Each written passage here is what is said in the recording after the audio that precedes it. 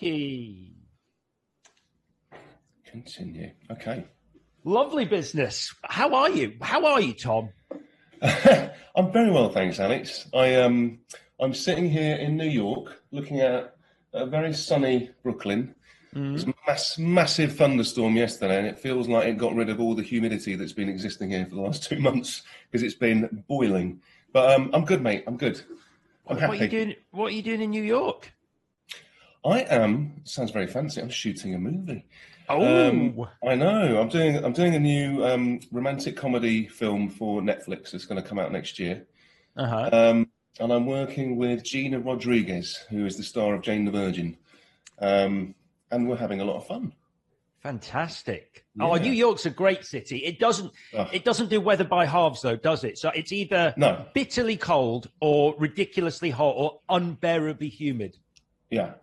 There's like 2 windows in the year that people talk about and romanticize about. They go, "Oh, I love New York in the spring," and it's like that lasts for about 2 weeks, and in the fall that lasts for about 2 weeks as well, and then it's just like ridiculous. Then it's extreme. Yeah. Yeah.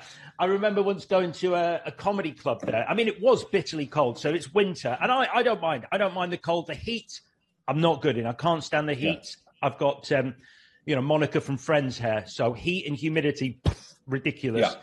But I went in winter, went into the Comedy Cellar, and it was cold. Came out about an hour later, 6 feet of snow. It was ridiculous. Crazy. That's an exaggeration. Crazy. I just realized here though. It's very magical. It is. It's very magical, isn't it? Have you been a lot? I've been over the last sort of like, I guess 10 years. I've been to New York, but it's always been for like a week to do press or this or that.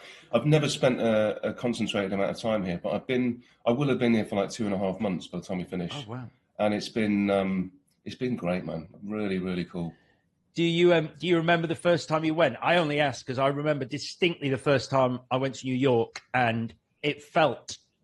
And I've never had this in LA or any other city. It felt like I was walking onto one big movie set because of, weirdly enough, all the romantic comedies we've all seen set in New York.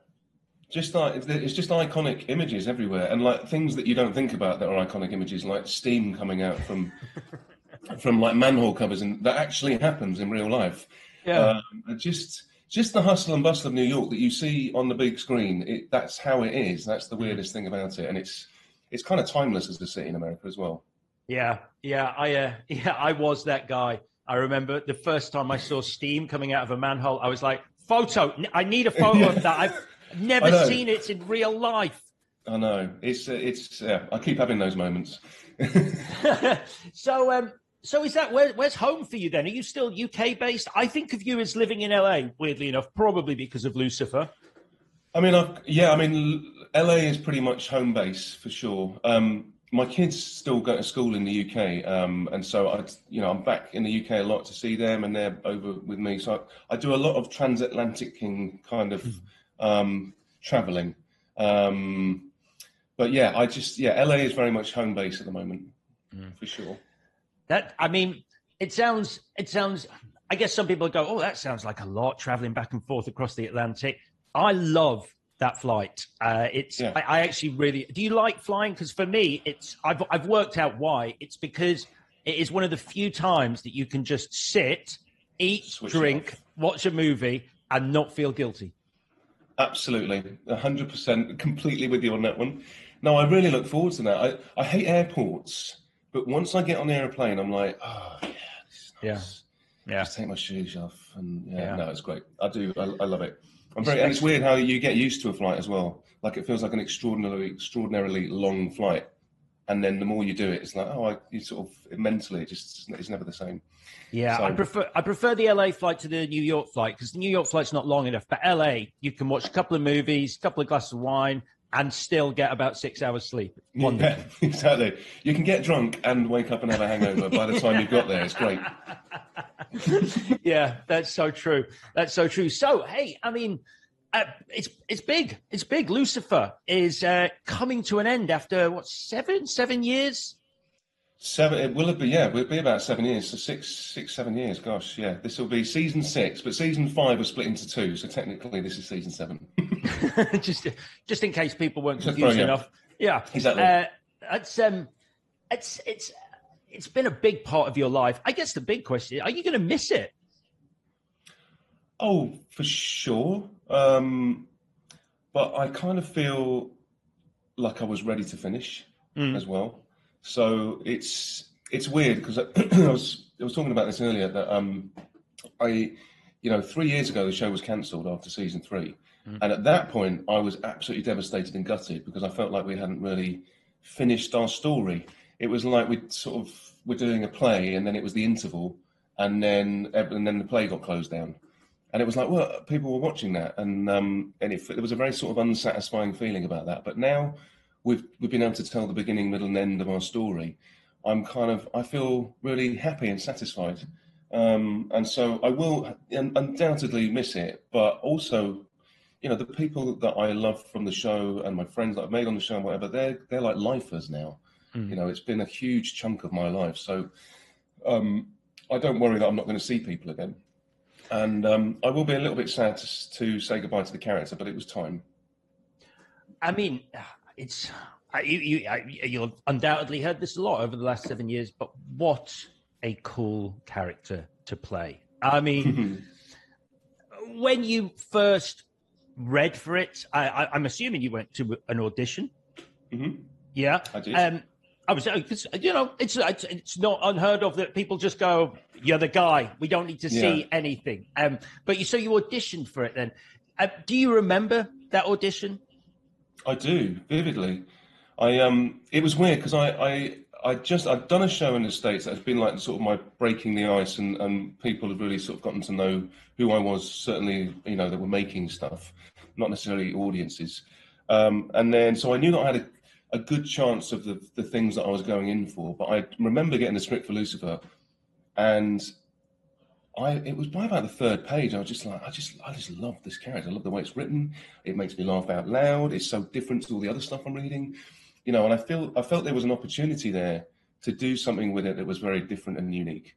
And so I kind of I took some big swings in my choices because he wasn't written as British. He wasn't written as any of these like things I've sort of added over the years. But I just was like, I think this is the opportunity to kind of make a mark. So I took some really big swings and maybe some big choices, and I just kind of fingers crossed. And I went in to meet Len Wiseman, who was directing the pilot. And it's so funny, when you're in those situations, there was people in before me, and I remember everyone took about maybe 3 to 5 minutes of in and out. And I remember I'd been in there for maybe about 10 minutes and we were still going, and Len was giving me notes and stuff, and I thought, well, maybe I've got a bit of purchase here, maybe we might be onto something. And literally about 24 hours later, Len had basically said, I want you to do it. We have to convince the studio and all that, but once I knew I had him on side, I felt like that maybe the job was going to be mine, and it just played out that way. But I didn't really realise how big a job it was until we started shooting the pilot, basically. So you went for British. What were the other big swings that you took? I think the heightened nature of his sensibilities. When I read it for the first time, there was a cadence to his voice, and it's sort of for me it only worked that it was sort of delivered in a sort of rapid fire way. He didn't think and muse about these things that he said. He just said them, and he said a lot in a short space of time. So it was all about pace and being on top of the lines. And it reminded me a lot of being in a sort of Oscar Wilde play or a Noel Coward play, where these witticisms that these characters have, they just kind of come out in droves, in endless kind of sentences. And so that was something that I was going for. Which doesn't really tie in with a modern US TV show, and how people stylistically how people go for things. So certainly that, and then I think just sort of not going down the typical alpha male route. I wanted there to be a little bit of ambiguity about who he was, and a lot of people commented that Lucifer was quite camp when I first started out, and I was like, well, yeah. I mean, that's again, it kind of it ticked those boxes, or not ticked. It kind of resonated in my head about certain characters like Algie and Oscar, importance of being earnest and things like that. There is a kind of ambiguity about the sexuality of these characters. And that was something we tied in with Lucifer just being an open sexual creature, basically, and all of those things. But all of these almost like theatrical choices that I made in my head, and I'm just committed to it. And thankfully, they went for the sort of big character in a grounded world version that I was kind of looking for. So, and it was just you and Len Wiseman in that audition, because I've heard that quite often, compared to British auditions and American network shows, they literally have everyone from the network in the room. Like, you've got the lawyers in there. Yeah. My first experience of doing a screen test in America was exactly that. It was like I may as well have been doing like a small theatre job.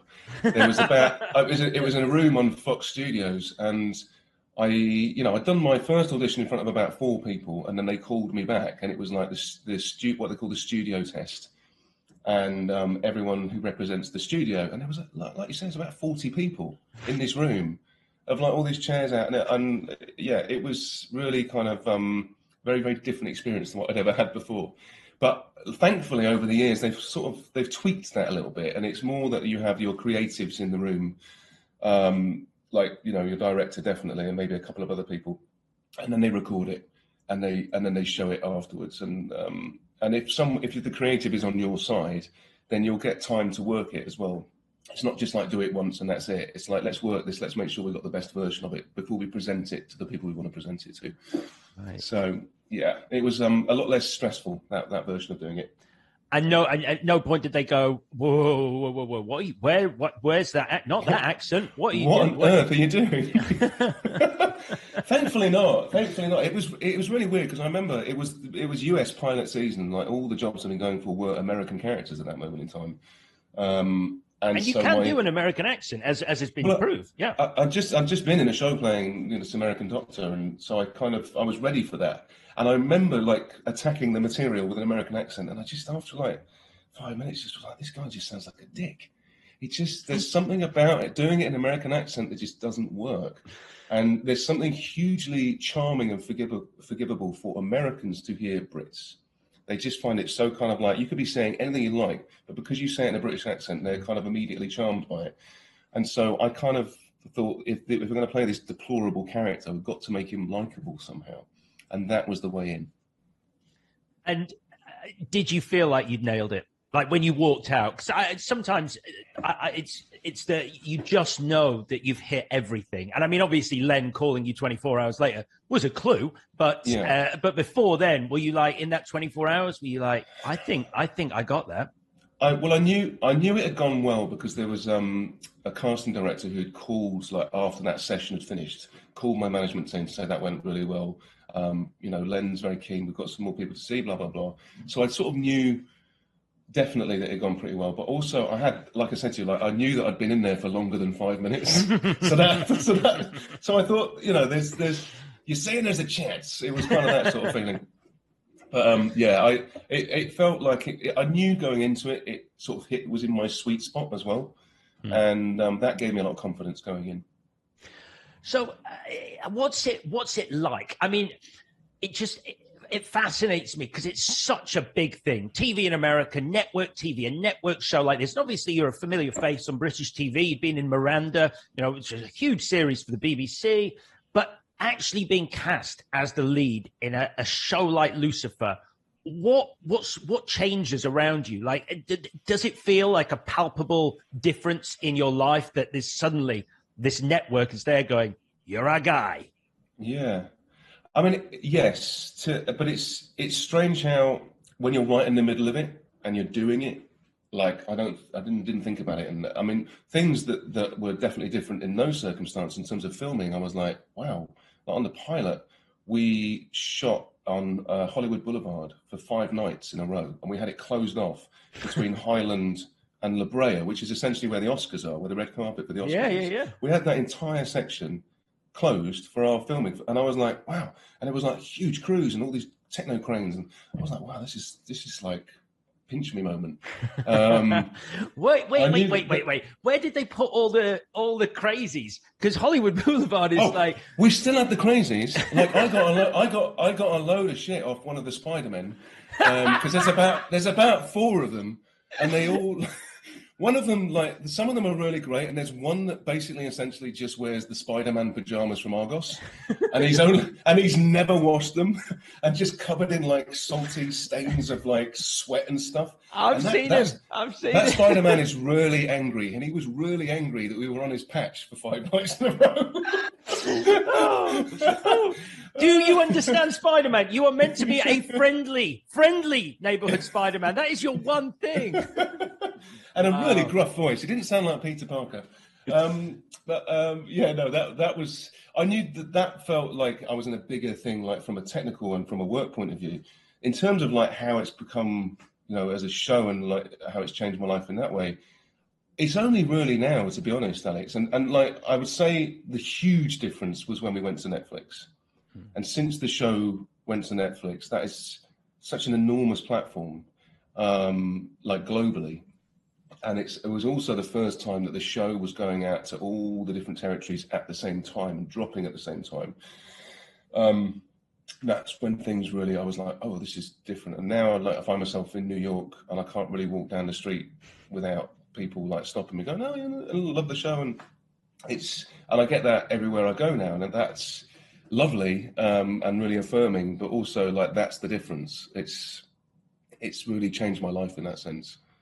That's kind of crazy, isn't it? Because like normally it's sort of, the first few seasons would be sort of the big sort of launch pad for a show and the thing that people go, have you seen this? Have you seen this? But I guess, it must be quite strange sort of being 3-4 seasons in. It was the 4th season that went to Netflix, wasn't it? So the 4th season in, and then, only then does it sort of catch fire, which it really has. It feels like more people than ever know the show and talk about it.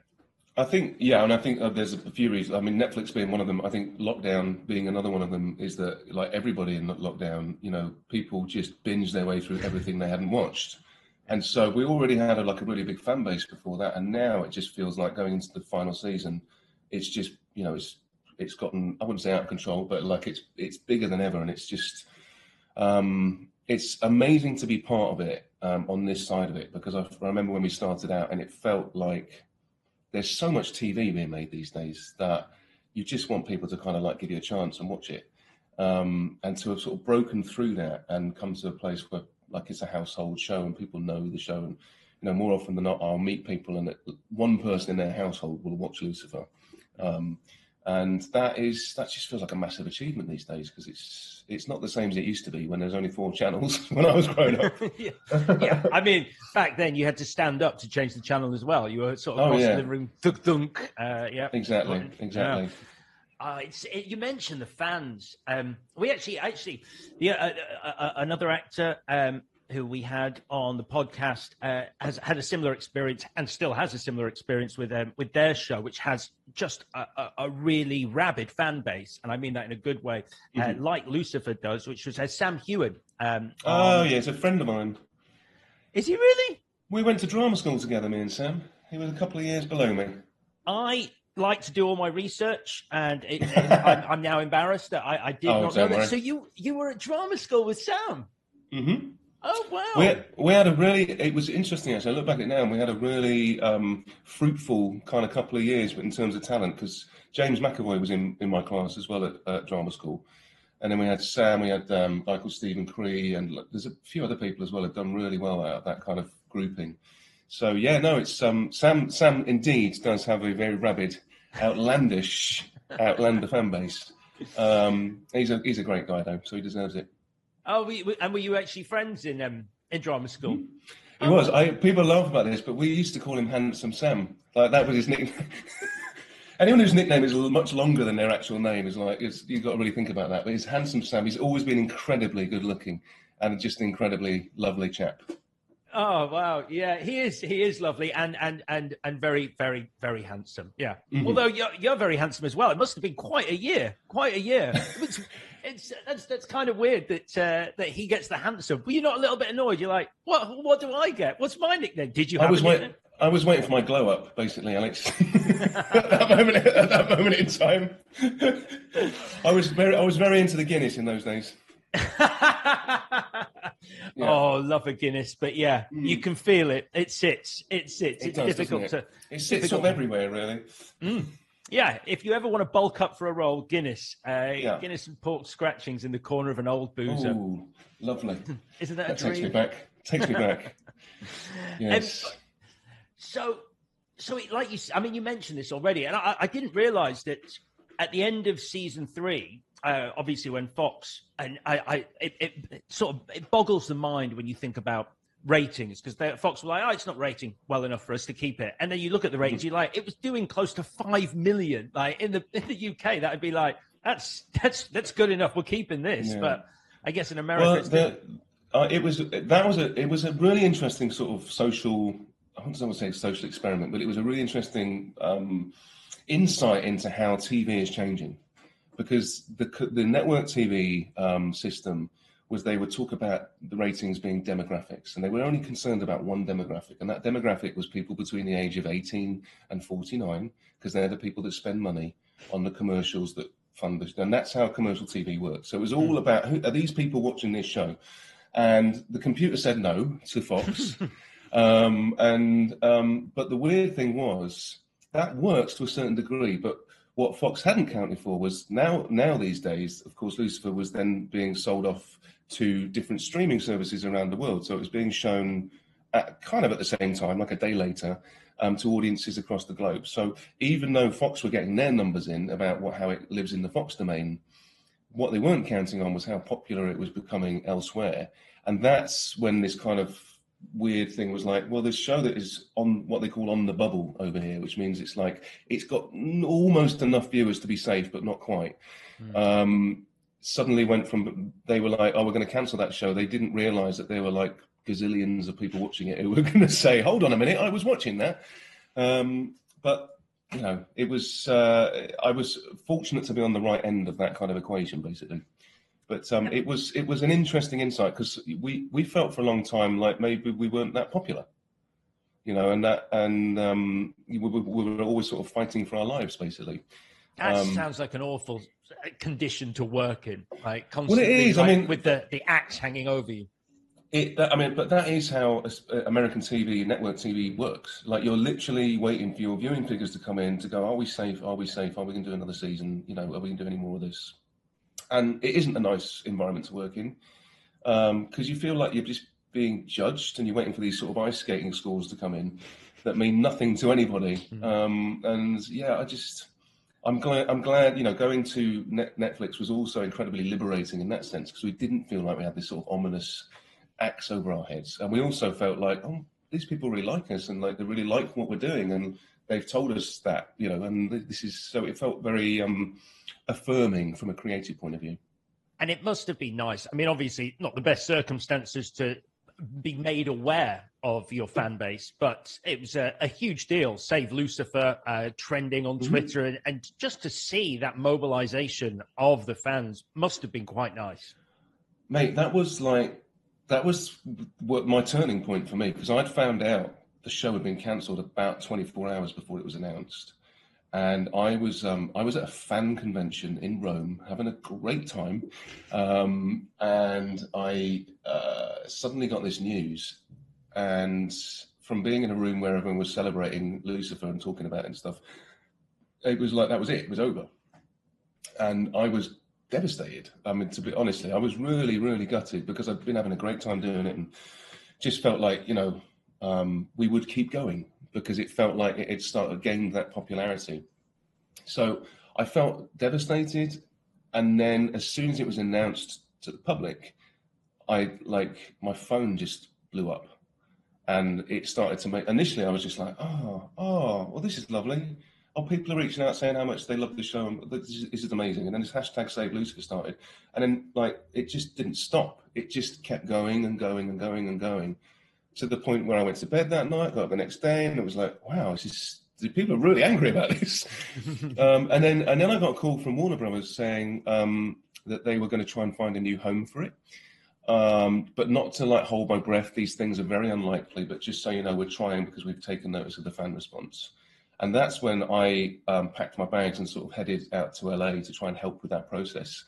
And as I got to Heathrow Airport, I got a direct message on Twitter from BBC Newsnight saying, we're following this thing about Save Lucifer. Do you want to come on the show and talk about it? And I'm like, on BBC Newsnight? This is bonkers. This is like grown-up news. What are you talking about?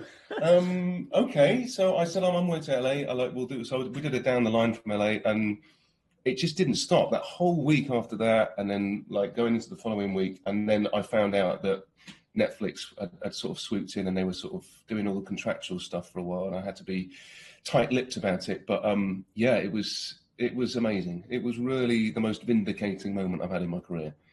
It's just to hear you talk about it like that. It must have been a really, not to over exaggerate, but quite an emotional experience to see that appreciation for something you're involved in. It really was, and it set the tone for really how the last few years has been with our fan base. We do, as you say, like Outlander, we do have some rather rabid fans in the best possible way. I like to use the word passionate, tenacious, but we have some incredible fans. Yeah. That's better than rabid. Rabid is a little bit foaming at the mouth. Where are you, Tom? Exactly. But whereabouts in New York are you? Show me where you are. What street you on? What's your hotel number? Exactly. But they have been amazing, and it feels like they are shareholders in the show. And it's this kind of like two-way relationship with the fans is very unique to Lucifer, and something that I don't think will probably ever happen again on anything else I do. It's just the way that it happened and the involvement that they had in the show continuing, and the format it is in now is huge. Well, just out of interest, what was Newsnight's angle on it? Was it about the mobilization of social media, like fans, or was it genuinely like Emily Maitlis going, listen, I'm a huge Lucifer fan, so can I help? That's the thing. I was like, well, there was two things. There was one of the sort of main editors and researchers at Newsnight. His daughter was a huge Lucifer fan and very upset about this cancellation, and that had gotten him interested in this. But then their angle was, let's talk about how TV is changing, and let's talk about that thing, what we were talking about with the ratings and how it doesn't seem as relevant anymore. And why these kind of like online fan campaigns happen, and whether indeed they ever come to fruition. Because all the time through that process, I was always warned by the sensible people and my team, just going, Tom, you do realise that it's highly unlikely that this will happen. Because I went through a period of time where I was like, should I be fronting this? Do I feel like a sort of sour grapes, actor who can't take it? And I did feel like I was kind of putting my reputation on the line a little bit. But I really believed in it, and that was the thing. And I really continued to believe in it. And I don't know.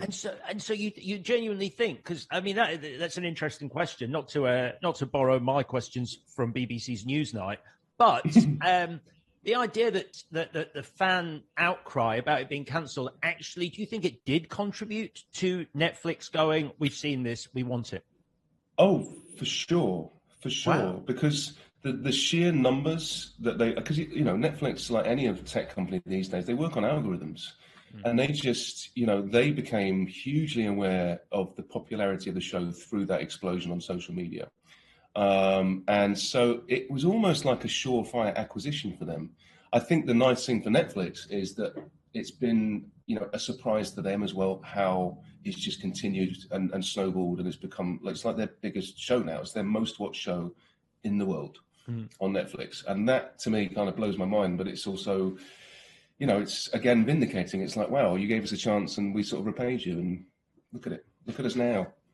And I've heard this, and you're certainly the person to ask, working with Netflix, having worked under the Fox banner. But I've heard that they leave filmmakers and TV makers alone a lot more. It's just like, this is your thing. Whereas a network is like, what are you doing? We want to see that. No, don't do that. Like literally getting involved in the creative process. Netflix seemed to stand back and go, we trust you, which like what should happen. I think the bigger difference is that the Netflix due diligence process and streamers' due diligence process before they pick something up is different. So these days, rather than doing the pilot system where they do one thing and see how it goes and see how people respond to it, they want to pick up like a straight to series order these days. So they want to pick up something that's like 10 episodes or whatever. So they need a lot more detail up front about what it is. And so you have that process that you're talking about, where there's the micromanagement and everyone sort of justifying their jobs. giving notes for notes' sake, and all of those things. That all happens. That all happens at the beginning of it now. And if you can get through that process, yes, you know, they really are kind of with Lucifer as well, because we'd already sort of established what the show is. They were just like, just do your thing. And like the freedom that we experienced under that was so palpably different to what we've been, you know, up against before. It's, I mean, we're talking about, I mean, the fan base for it. Not everyone loves the show, though. I do remember there was that petition, wasn't there? Like Moms for America or something. One million mums, I think they were called. Right. There's 6 of them. Yeah, it's yeah. There's probably just one of them. It always reminds me of Maud Flanders. Won't somebody think of the children? It's saving. What was it? Was because. It's because you made Lucifer too nice, didn't you, Tom? You made it's because it was a show about the devil. I mean, here's the thing: they complained and petitioned before they'd even seen the show, which I loved, because there was 2 things at play there. One is that I can say, well, that says more about them than it does about our show, and everyone's like, yeah, Tom, that's right. And then the other one is that I love this. This was my trump card. I was like, do you understand where I'm from? Like, my dad is a Baptist pastor. My uncle is head of theology at Regent's Park College in Oxford. And my sister is a pastor, and they love it. They've got a problem with it at all. So what's your problem? I forgot. Yeah, I remember reading this. You come from a religious family and you're playing the devil, and they're fine with it. Yeah. Well, I mean, I think, and I have to say the most satisfying things, you know, the messages that I get from fans are from people of faith, which I get a lot of. You know, saying I'm this, I'm X, Y, or Z, and I believe this, but I get so much from your show because of this. And there are messages to be found within the show about good things, like and we always say this, for a show about the devil, it's incredible how much kindness it's promoted amongst people, amongst its fan base and stuff. Yeah. Yeah, it's a great. Honestly, I don't think I've actually said this, but weirdly, you mentioned it already. I think I binged like most of it inside of like 2 weeks in lockdown, because I was like, really? It's great. It's one of those shows. I don't mind saying it. Crack open a bottle of red, bang Lucifer on, poof, just like you can do like 6 episodes in a sitting. It's fantastic. It's really good, and you're fantastic in it as well. I think it's a great role. It's really fun to play, and you know. Having just now sort of started the Lucifer process in the last year, I'm sorry to see it going, but I am pleased that we have a season 6, because there was talk of season 5 being the last one, wasn't there? That's what everyone thought. Well, that's what we thought. I mean, we were told this is your 5th and final season by Netflix, and so we we set out to make it the final season, and like literally, as we were coming towards the final 3 episodes of shooting the final 3 episodes, and we'd broken what the finale was going to be. We thought long and hard about what the end of the show was going to be. There was another call from Netflix saying, "Hey, do you guys?" it's like they found a shoebox full of more numbers of these people are watching as well. So basically, very very late in the day, they came and asked us about doing season 6. And you know, it was obviously lovely to be asked that. It was a little bit like, well, what are we going to do, because we've written it, but thankfully our showrunners and writers team are incredible, and they found a way to kind of, because we did want to preserve the end of the show that we'd come up with, and we managed to do that, and then they found this kind of great sort of story to tell that sort of helps us get to that point. In a different way. So it was a curveball, but like all good Americans, they knocked it out of the park. That little baseball analogy, I've never done that before. Love a baseball analogy. Yeah, love it. Have you ever watched a baseball game in person? I have. I went to go and see the New York Mets a few weeks ago. Okay. Yes. I'm a Yankees fan. I went to Yankee Stadium when I was in New York, and so by default I'm a Yankees fan. Although I've been told by numerous Americans when I go, "Yeah, I'm a Yankees fan," they're like, "That is like someone living, in New Zealand going, I'm a Manchester United fan." It's the team that people abroad just go Yankees. Yeah, no, exactly. And the Mets are the Manchester City of the piece, but they just haven't had a big investor Yeah. come and buy them. They had like half of the Middle East come and buy them yet. But yes, no, I do. I do like American sport, but I have to tell you, I really miss football. I really miss. Oh my God, I miss the Premier League and I miss Match of the Day. I really miss that. You see, I'm not really, it's weird. Like, I always feel weird saying I'm not a football fan when I'm talking to a football fan, but I don't really, American sports, I just love how long they go on for and that you don't really have to pay attention. I love the whole stop-start thing. It's I like a burst of action and then you sort of eat a corn dog and have a beer and, nothing happens. You'll appreciate this. I went to the Super Bowl about 3 years ago. And amazing, down in Houston in this amazing stadium. And it was a massive game. It was the Patriots against the Atlanta. And anyone who knows anything about football, that was a really iconic game because the comeback at the end was incredible.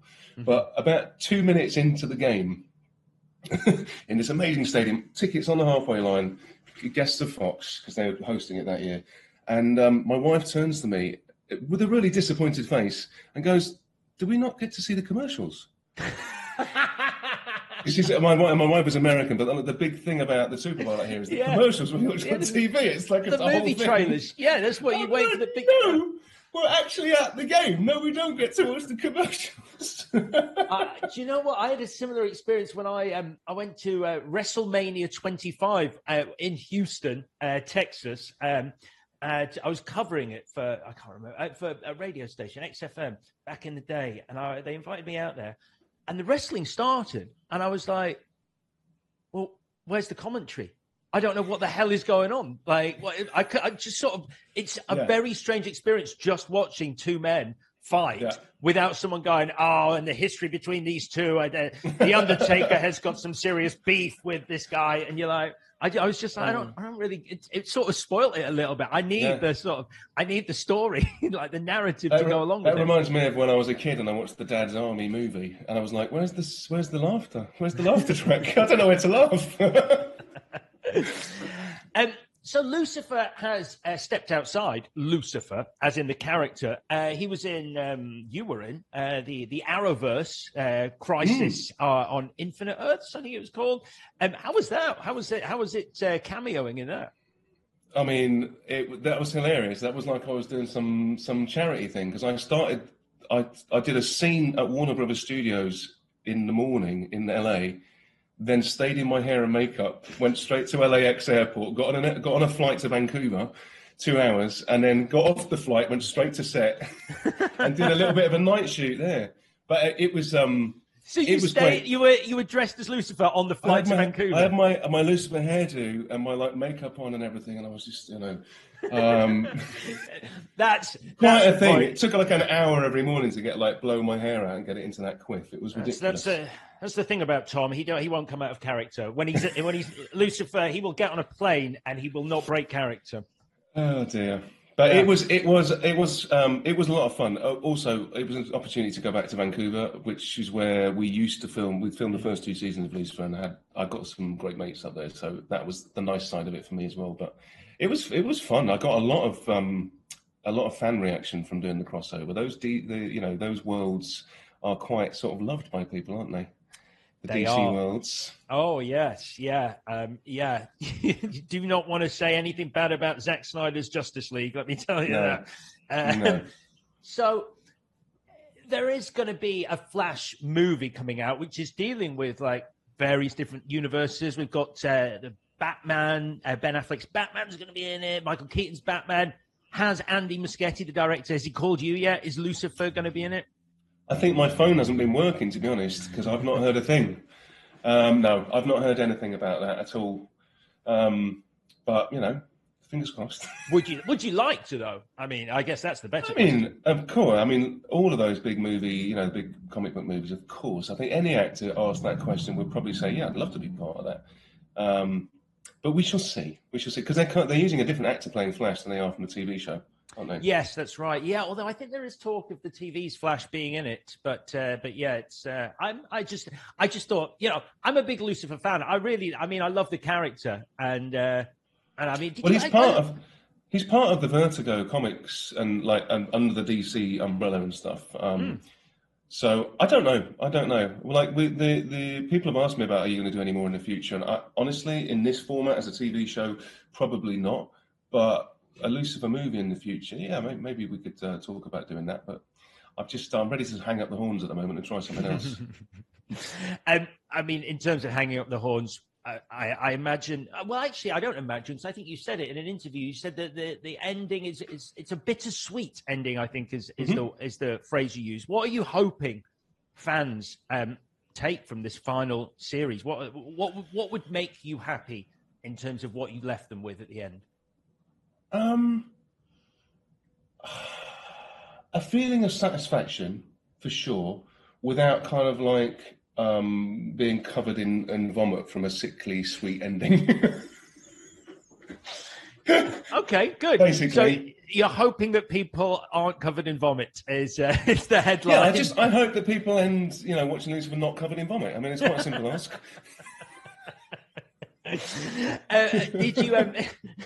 Did you have a nice rap party though? Were you able to have a rap party when you actually finished? We haven't had one.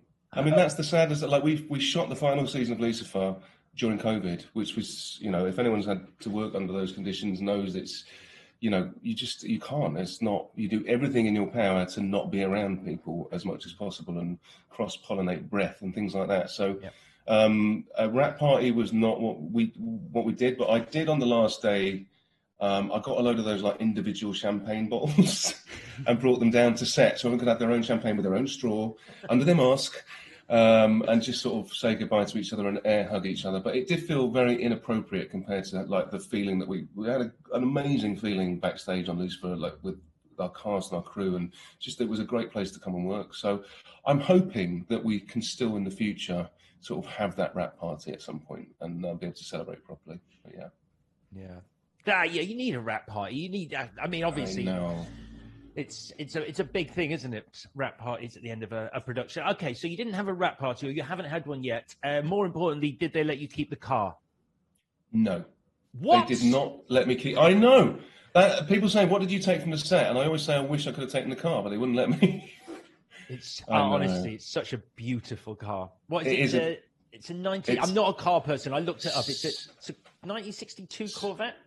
Something like that, 62 or 63, and it's also, I mean, it's incredibly beautiful, but it's like a workout driving it. Like there's no power steering, there's no the clutch is like literally it's like you have to do it's like doing seated like leg raises and stuff. It's crazy. But very, very satisfying once you get it going in a straight line. It's like, yes, America. yeah. That opening scene where I guess that was on Hollywood Boulevard where you're driving down in the very first episode. I remember watching that because I like I said, I only watched it in the last year and I was going, oh, that's cool. A little tease for you. That's how we opened season 6 with a callback to that scene. Ooh, great stuff. All right, there we go. A little bit of a teaser, a little bit of an appetite wetter there. Tom, I wish you all the best of luck with season 6. Not that you need it, as you said.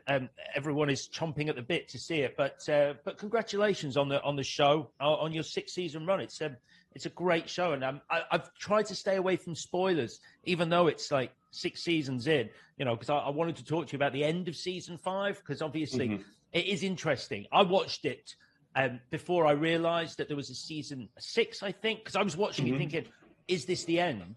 And it does feel kind of open-ended. So I would that have been the end of season 5? Again, without giving any spoilers away, would that have been the end of season 5 had you not known you were getting a season 6?